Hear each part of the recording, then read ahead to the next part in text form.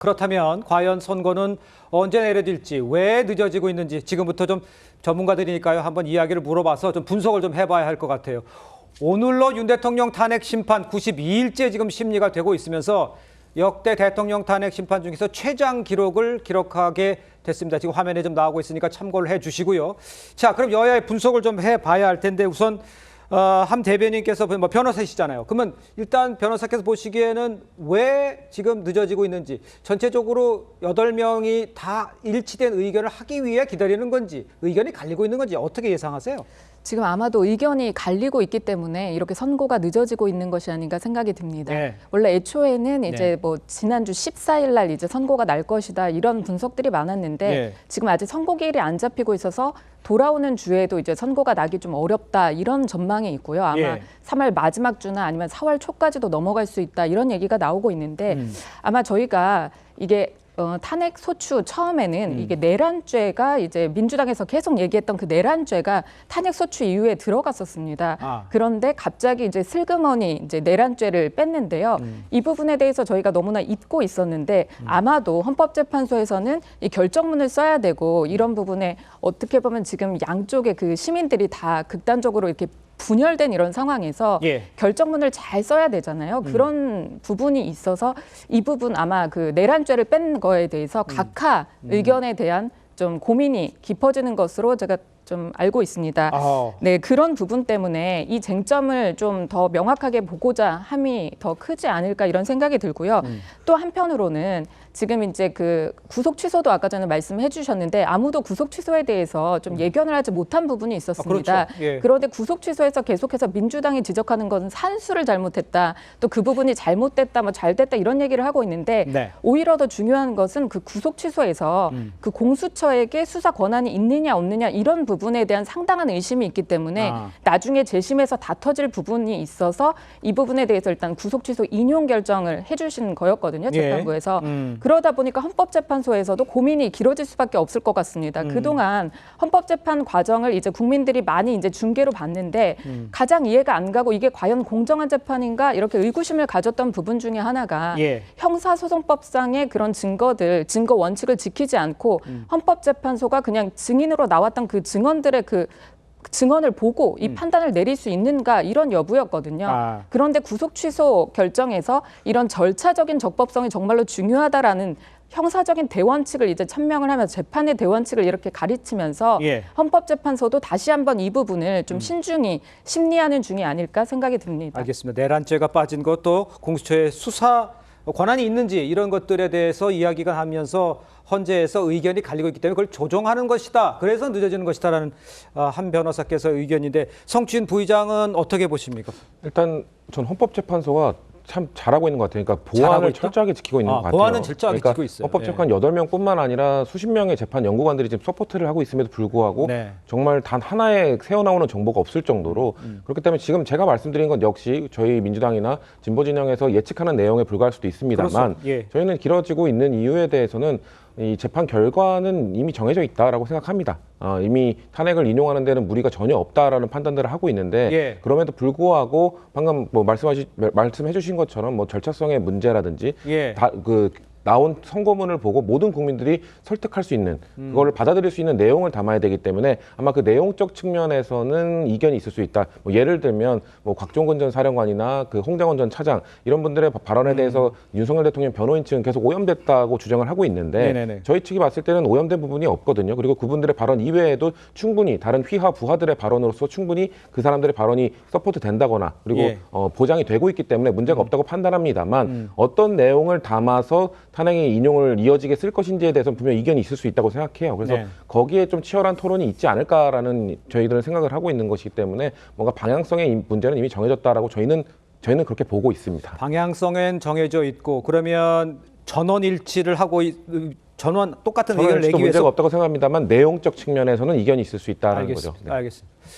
자, 일단 그 선거 시기 이것도 지금 초미의 관심사죠. 왜냐하면 나올 때쯤 됐는데 아직까지 안 나오고 있는 상황입니다. 여기에 이제 이재명 대표의 선거일과 맞물릴지도 이게 지금 주목이 되고 있는 상황이에요. 이에 대한 발언을 한번 좀 들어보시죠. 지금 3월 18일 날 박상재 법무부 장관 변론기일이 있는데요. 2월 25일 날 윤석열 탄핵 심판 선고 변론 종결하면서 3월 18일까지 변론 기일 다른 여타의 사건 안 잡았습니다. 집중 심리하겠다라고 하면서 예. 그래서 아무리 늦어도 3월 18일 전에는 하지 않겠냐. 7일이 7일이나 유력하다. 뭐 아무리 늦으면 18일 오전 뭐 이런 정도 기대하고 어. 있습니다. 뭐 마지노선이랄까요? 근데 원래 금요일 날 헌법재판소에서 보통 탄핵 판결을 낸다고 합니다. 그러면은 14일, 21일, 28일 이렇게 3번 정도가 이제 남아있는 옵션인데요. 저는 28일 가능성을 조금 더 높게 보고 있는 상황입니다. 헌법재판소에서 만약에 국민들의 그런 안정을 목표로 한다 그러면은 26일로 예고된 이재명 대표의 2심 판결의 결과를 좀 그게 지나간 다음에 헌법재판소에 판결을 내리려고 하지 않을까. 직접 이제 만약에 탄핵 선고가 돌아오는 금요일에 나오지 않으면 어떻게 될까?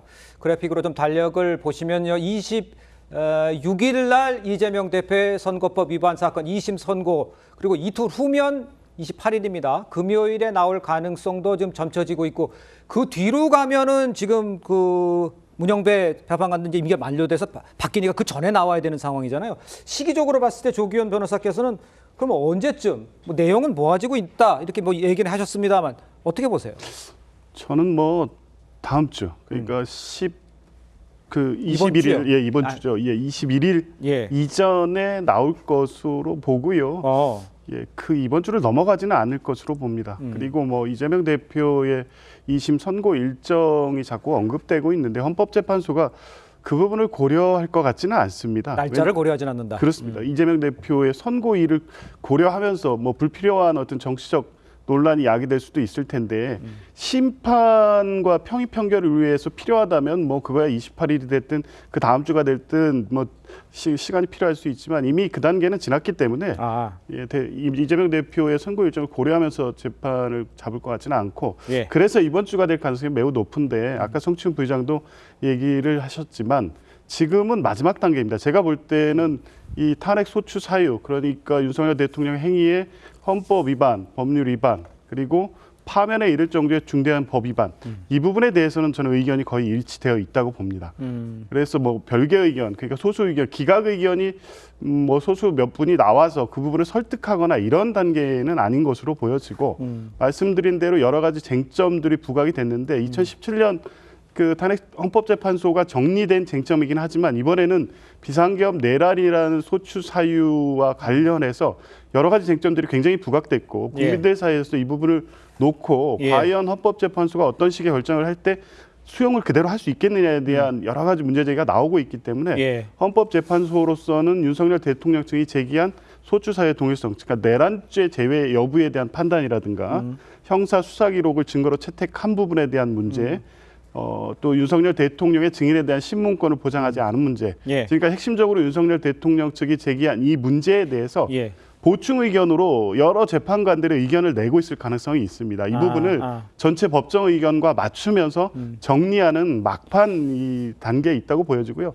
이 정리가 아마 주말 중에 거의 끝난다고 보면 17일은 어렵고 19일에서 21일 사이에 나오지 않을까 그렇게 예상합니다. 알겠습니다. 일단 그 정리가 됐다고는 얘기는 하지만 5개 중에서 예를 들어서 이견이 없는 것도 있겠지만 증거가 오염된 부분 이런 것들은 양쪽에서 첨예하게 뭐 의견이 갈릴 수도 있는 분 아니에요?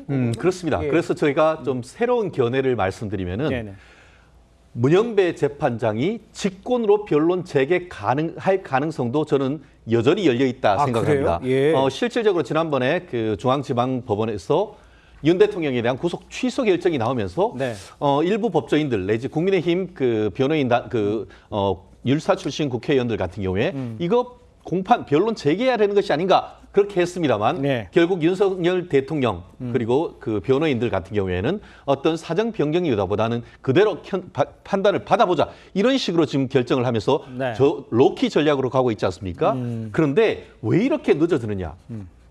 저는 합의가 안 됐다는 그 부분이 아니고 합의되기 이전 단계에서 사실 확정 단계에서 지금 문제가 생겼다라고 보는 것이 좀 더 합리적인 추론일 것 같습니다. 무슨 말씀이냐. 좀 전에 얘기하는 것처럼 누구 말이 맞는지 이 사람 말을 믿을 수 있는지 이 부분에 대해서 문제가 생겼단 말이에요. 특히 지난번 구속 취소를 하면서 구속 기간이 경과했다. 나아가 구속 기간이 경과되지 않았다 하더라도 네. 공수처에 수사권이 없다. 그렇게 되면 어떻게 되느냐? 7만 페이지나 되는 수사 기록 내지 증거 기록이 오염돼 가지고 위법 수집 증거로서 증거 능력이 없다라고 하는 것을 강력히 어떻게 보면 시사하는 그런 부분이 되어버렸습니다. 그렇다 보니까 누구 말을 믿어야 되느냐? 예. 결국 형사 기록은 증거로 쓸 수 없는 그런 문제가 있고 나아가 그럼 16명 달랑 나와가지고 증인신문 했는데 16명의 증인신문 줘서 가지고 사실관계를 확정할 수 있느냐?